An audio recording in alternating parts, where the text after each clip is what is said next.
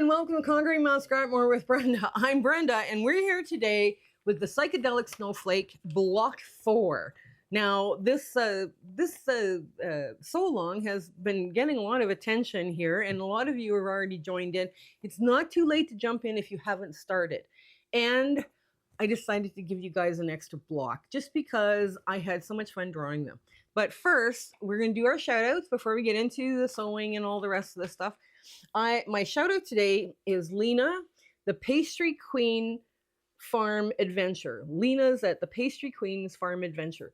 Now, her YouTube channel, she's been saying some of the nicest comments to us on our channel. So I wanted to give her a shout out today. She doesn't know what's coming. So you know the drill. If you like, go over there and you like what you see, what's going on in her channel, you share, like, and subscribe with your friends, and you tell her that Brenda from Conquering Mount Scrapmore sent you.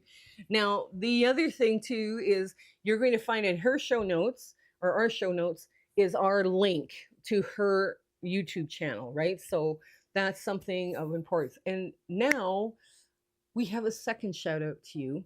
And we're hoping you can rally behind this this creator on YouTube here. She's undergone a tragedy here in the last couple of days. We're filming this January 29th. Marnae from Marnae's Country Farmhouse. You should go over there and check and see what's happened and rally behind her. She is just, her content was lovely. And she's undergone a tragedy, so we are sending prayers and hugs to her and her family, and we are hoping that you would, as a quilting community, do that for her as well. So her show notes are going to be, her links are going to be in our show notes as well. Now, you're also going to find our Facebook group in there. It's growing rapidly. It's lots of fun. We've got all sorts of community chats, and we are doing fabric swaps, but we have a sewing room that's open 24/7, and the ladies in there are having a lot of fun, and they're actually becoming friends. So if you're looking for a sew date, that might be up your alley to go do. We also have a Zoom sew date that we do once a month on the first Saturday of the month. Usually it's the first Saturday of the month, but we're waiting now to confirm up summer plans, so it's only listed out till May, but we are going to be doing it for the rest of the year. So it might be the second Saturday of the month. We're not quite sure yet, but we will post the calendar date on there. Share, like, and subscribe. I speak to quilt guilds and quilting groups for free. I have a PowerPoint presentation, and I do the presentation over Zoom. So if you know somebody that's looking for, speakers on quilting, I give them my name. I'd be happy to help if I can, and put it into our schedule to do speaking engagement. I'm having so much fun with them. I'm meeting all sorts of wonderful quilters from all over the country. It's lovely. So come on in. Let's get to this fun sewing here on the Psychedelic Snowflake Block 4. Okay, we're at the sewing machine, and one thing suggests is you have tape nearby just to repair fabric as it, the paper when it gets damaged. You can also have some pins. I've marked all of this with my tracing wheel, and I'm hoping you can see that there's little marks on the back of this where I can see where I have to fold my fabric. So once you get your tracing wheel done, you don't need that. Now, let's start. We're going to work on all three pieces at once, and you just follow the numbering system. Now, that tracing wheel also makes those papers very easy to fold over. So all we need now is to go up and across, and I have everything laid out for me in the right order. So I just have to put it down. And now, okay, oops, this piece is a little long. Okay. And you just hold it in place, right? And now I go a 1/4 inch pass, and I put a few little stitches in one place, right? So then I can get that perfectly lined up. So now I'm going to put this down first. We're going to make sure we get good coverage. Yes, we do. That's a little bit big, but that's okay. And there, we're just going to put it out like that. There we go. And pull this forward.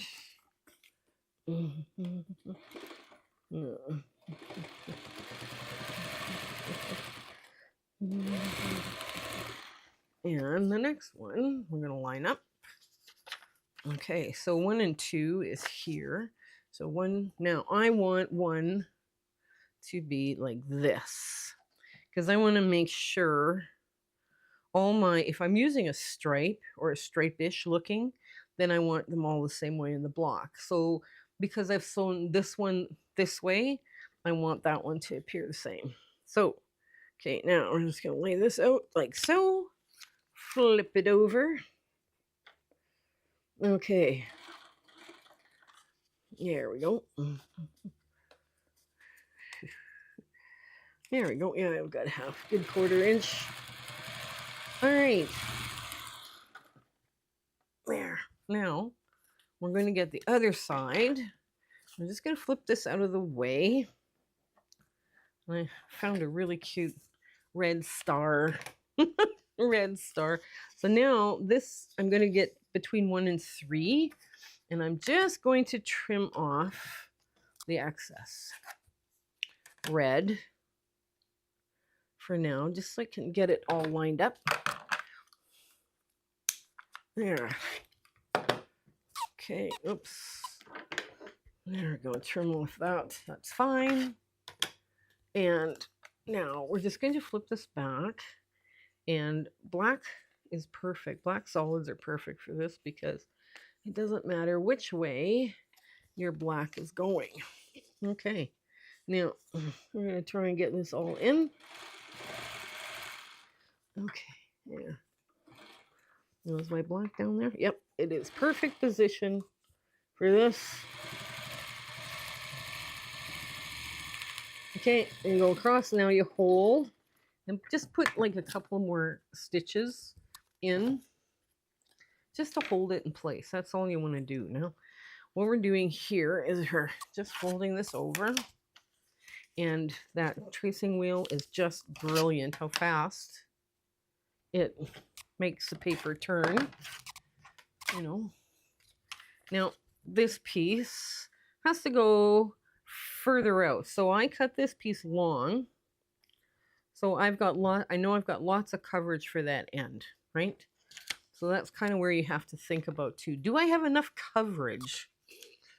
Okay, pull that up and slip this under. There.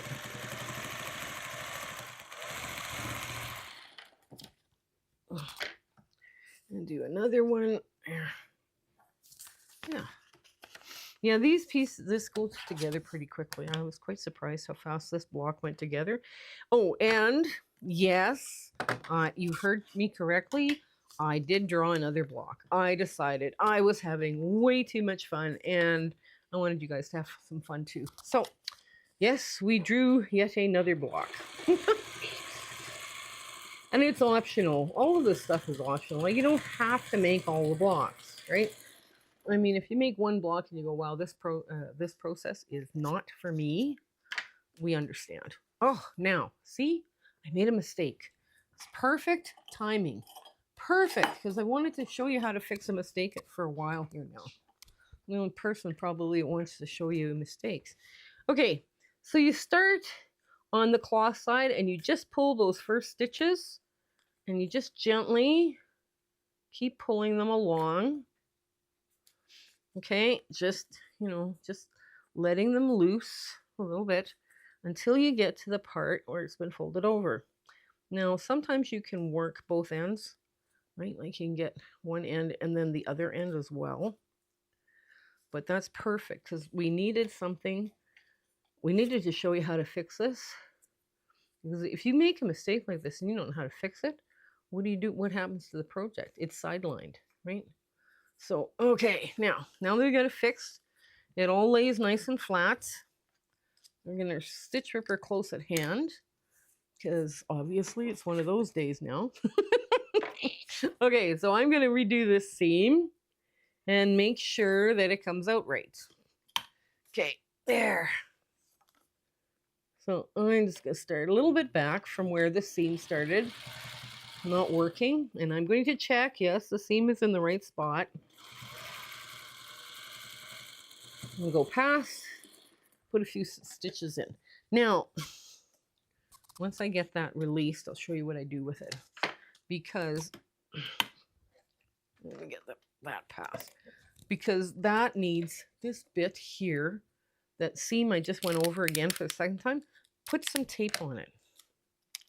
Because it will hold in place now. That will hold in place. It won't fall apart on you. So you should put some tape on it.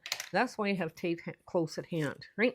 Okay, next up, let's do another black. So we'll get this like this, and you just kind of pull this away with the best you can with your, sometimes it's a little stubborn, and sometimes you need your stitch ripper, because a little sharp pointy thing will help you move out that stuff.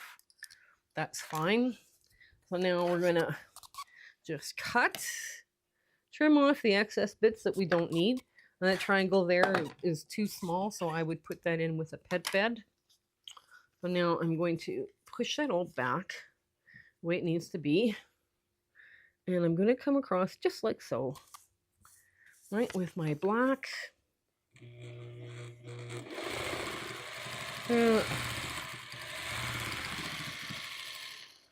Okay. Now, just going to push that open like so. Now we're going to trim. Now I'm going to trim both sides on this, because I just find this, you know, easier to trim while we're here. It's on the board, it's down, it works. Okay. There. Now, if you wanted to, you could take each one of these pieces as you're going along and put it, you know, take it and put it under an iron, because the system that works the best is trim, sew, trim, press, sew, trim, press. And you get into that rhythm and your stuff comes together very quickly, you know. So let's get the other one here trimmed up. Okay, there. Get this one.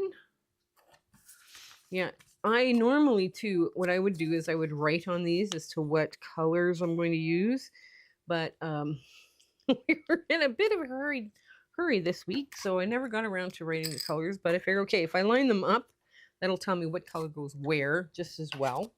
So but that is an option. If you're having problems when you're laying this out, color your squares on this side. You can use a wax crayon if you want. I mean, that works.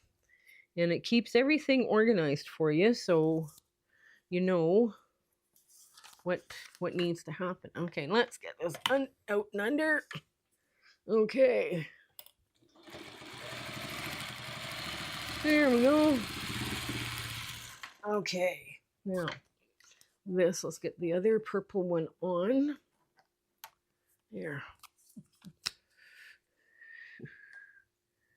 And yeah, I hesitated when I went to use this purple, but the purple polka dots, because it's so dark, but I thought, no, it'll look fine.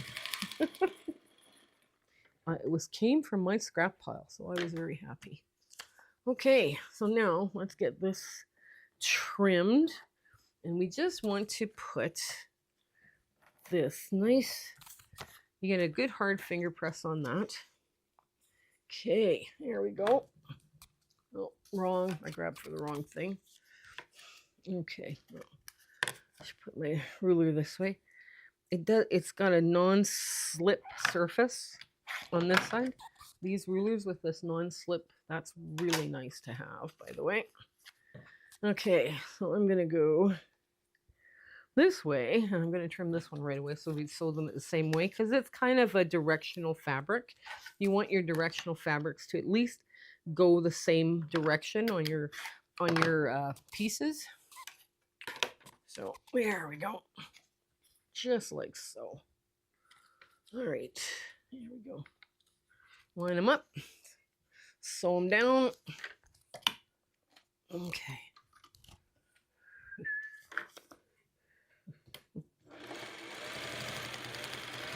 There. Okay, there we go.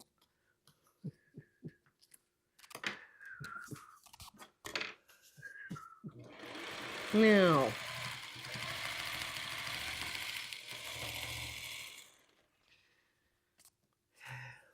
this, we need a black piece that goes straight across. Okay, now, the tape that I put on earlier when to fix that mistake doesn't interfere really with, the folding. So, I mean, don't sit there and think, well, I can't fold it now because I've taped it. No, you can fold it. It will come. It will work out for you. Okay, so I'm just going to push this back. There we go. Put a black piece over. Oh, excuse me, guys. Yeah. Oh. Okay. Now, the last piece is the big plain black piece that goes on the edge. Here, right along here. Now, you see there's a notch there. There's a notch there for a reason. Right? And that unit is A. So A gets sewn to B, which is this piece, and then C gets sewn on. And it has to be that order, and I'll explain to you why when we get to that sewing it all together. But yeah, there is a notch there for a reason. So I haven't made an error in the pattern. Okay, now I'm going to, just because there's so much lines, so many sew lines in that, I'm just going to quickly put a little piece of tape over it so that I don't lose any of the pieces. I don't have a hole. And doing this too, when you're coming to remove the paper, that paper all comes off at once, right? That whole area will come off at once then because it's now been taped. That's why I like tape. Okay. And yes. And I've also shortened my stitch length to 25, between 25 and 30 stitches an inch, which this sewing machine will do.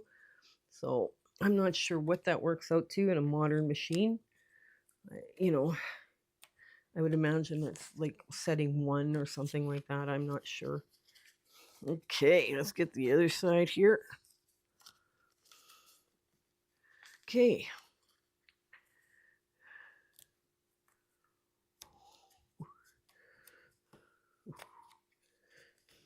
There we go. And you see there is a little hole. I have a little piece of paper stuck to the, I'll just put it back on the tape and pull it off. There we go. So that's the hardest bit of trying to get all of that. So now you just lay your ruler down, you get your 1/4 of an inch. You can use and add a 1/4 ruler. If you don't have one, you can use just a regular ruler that fits in your hand well. You don't want some great big thing that's, unwieldy, so. Okay, so I am going to guess we need about a 4.5 inch piece. Let's just add that up, see if that works. Because you want to go from this tip to this tip. And it's like, yeah, 5 inch. 5 inch? And 4.5 inch is here, right? Okay, so yeah, 5 inch. 5 inch, yeah. So 5 inch will cover, so we just get a piece, a bigger piece, and make sure we don't have selvage on either end. 5 inch. 5 inch and a bit. Let me just always add that bit in. I've got lots of black, so I might as well add the little bit more just to make sure I've got good coverage. Then I have the black sticking. Make sure I have the black sticking out on both sides just in case something happens. Okay, so now I'm going to cover both ends. Yes, we do. And there it goes. Just like that.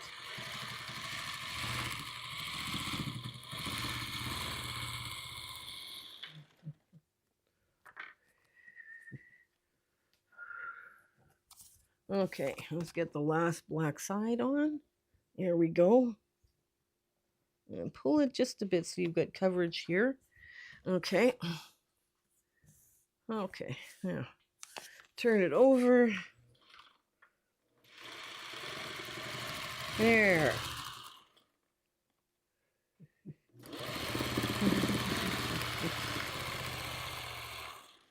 Okay, now this last piece, and you push this back just like so, because this is your, put it, grip down. Okay. What some people do is they get a little nest going where they, they've got they've got their, they're sewing, they're cutting, their their little ironing stand. It's all ready to go. But okay, now let's get this last bit on. Okay, and I'll run my plug through. Okay, now this is where if I was using these in a quilt, right, I would take them and iron them, make sure they're all good. They're all flat. Okay, so I'm just going to show you how to trim up one. Okay. And I hear my phone off in the distance. I don't know. My phone rings all the time. It just dingles all the time. Okay, so what I do is I take that 1/4 inch lines and I lay it on inside the seam allowance, right? Just in case your printer is off, you want everything to line up on your points from your seam allowance. Okay, so here we go. There. And I'll just push all that stuff to the side. Okay. So you just line it up. And if there's a little bit of black where the seam allowance should end, don't worry about it. Because you're trimming it off and you're trimming it so that the piece A will fit with piece B and piece B will fit with piece C. It'll be fine. Right? Okay. Now, the little flat bits also get trimmed because they're important. Okay, so I'm going to come back when all of these are trimmed, and I'm just going to show you how to sew all of them together. Okay, so all these pieces are trimmed up. Foundation paper piecing always amazes me. It doesn't look like anything until it's all sewn together, right? Or until it's trimmed. Now, this notch piece is important that you have that notch piece. And you're going to put this and these two together. The notch piece and the middle are going to go together first. And we're going to pin them in place. Now, I know some of you don't like to pin, but with this, you get perfect results when you pin, right? Sometimes. Oh no, I've just cut myself too short. Oh well, all right. We're showing you this for demonstration purposes. So I just cut one piece too short. Oh no. So this piece will be quite a bit smaller than it needs to be because I made a mistake. I cut on the line instead of on the seam allowance. But this is my practice piece. This is not a piece that goes into the quilt, but I'll show you, we can show you what we have to work with. So I made a mistake cutting. Yes, that happens. Yes, that happens indeed. Okay, so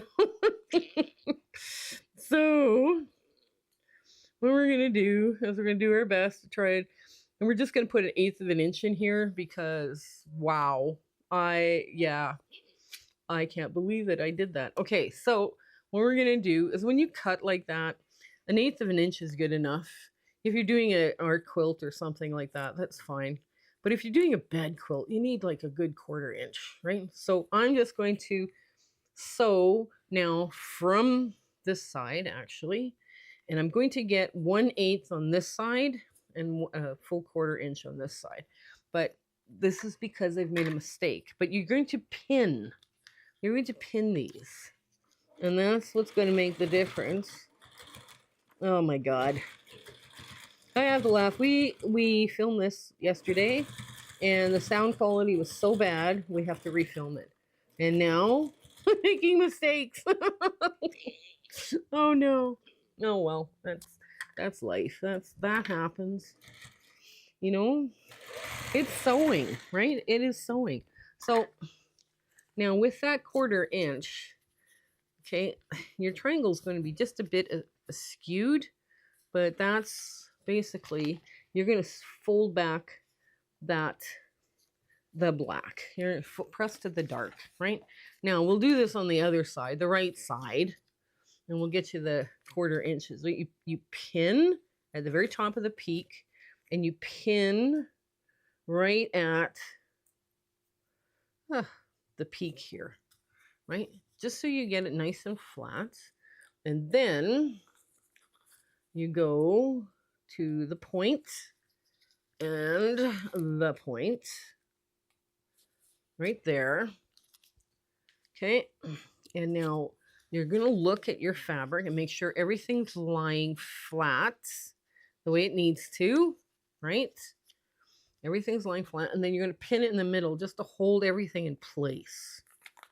Okay. Now it doesn't matter. It doesn't matter if the work turns this way, because as long as the seam is even, it'll sew correctly, right? So let's try not to distort the seam too much. This is my sample piece. I will put this in a orphan block I'll make an orphan block out of it, so it won't go to waste. But yes. Okay. There. Now, okay. While we're here in frame, just a sec. I'll get this off and I'll grab my other pieces there that are all sewn correctly. So you just press the black back. See, now this is just a little off, right? Because you can see it yourself. There's just a little off. But this is a sample piece, and I'm going to trim it down and make it into a little block that I can use in an orphan quilt. So nobody's going to notice that. But let's get the block I did work. Now, like I say, we filmed this yesterday, and we had sound issues that were so bad. They sounded like my sewing room was in the heart of a jet engine. So this is how you lay these out. So here's where all the orange comes together, just like this. Just like this. And I don't know, I think it's pretty. And it kind of gives a real, you have an octagon. Oh, there's 7 of them. That's why. There's 7 of them now. So you have a hexagon in the center when you sew them all together like this, right? That's one way of doing this. And you have these little spiky stars coming out, and they look really cute. Now, the other way is, of course, you turn every one just 1/4 or like a 1/3 turn, and you end up with this motif where you have like little cat faces with the yellow and the blue, and you still have all these little diamonds that are poking everywhere, and you have like a 6-pointed star in the middle, which you can't see because this is not lying really flat. It needs to sit more time under my clapper. But so this is because the papers are still on it. That's why it wants to curl, right? So that's another way you can make this. Now, a third way is you put the yellows together, right? So now you've got this. You still have a 6-point star, green star in the middle, but you have something else that looks a little bit more dynamic, and it gives it. I like this idea because it moves. For me, it moves around. Like I start to see a spinning sensation. But yeah, that one's fun. So whichever 3 ways you like to do them, or you want to put them together, you can, right? So let's get to our ta-da moment. Okay, so here's our big ta-da moment on the Psychedelic Snowflake Block 4. Remember, I have added another block to the sew along, so that one's completely optional. I mean, these are a lot of fun to do, and they do have their own personality. Like currently I'm working on one that's the 200% one, but I'm so far behind now, it's pretty sad. So we're going to catch up. We're going to keep working away at it, but I hope you have fun with this. I hope you give it a try. It's not too late to jump in because we're about halfway now. Okay, so until we meet each other again, I hope you have an absolutely fabulous week ahead. Okay, and you take care until then. All right, bye. My husband and I would love to thank you for watching our videos and being part of our Facebook group and coming to our Zoom meetings. It's been so much fun on this little adventure that we've been on YouTube. I just want to we are doing Zoom dates still coming up and those dates are going to be listed in the show notes of this video for the next year. We're making that commitment to you, and we're having a lot of fun with those Zoom dates. So please, feel free to come in. Even if you're not a quilter and you just want to come and do some crocheting or knitting or whatever, yeah, come on down. We're good. The other thing is I still am doing speaking engagements for the quilt gals just to help them out to get back on their feet. I am doing only Zoom meetings, and I have a PowerPoint presentation that talks about all the free patterns that we have put out and will be putting out to the world. So they're more than welcome to take any of my patterns and use them for their charity quilts, right? So that's kind of important that they know that we're there. So if you are part of a guild, let your programs person know that we're speaking for free over Zoom only. We're not doing any traveling or anything like that. The other thing that I want to let you know is that we do in our Facebook group, everybody's sharing pictures and having fun and asking questions, and it's a hoot. And we do still have the room feature in Facebook that we can go sew within. My admin person, Kathy, was able to set that up. It's no longer called Brenda's room, it's called Kathy's room, but we got a room. We do have a room working, so we're all happy with that. So if you get the opportunity to come join us on Facebook, that's great. We'd love to have you. So until we meet again, I hope you have you and your family have an absolutely amazing weeks ahead, okay? You take care. All right, bye.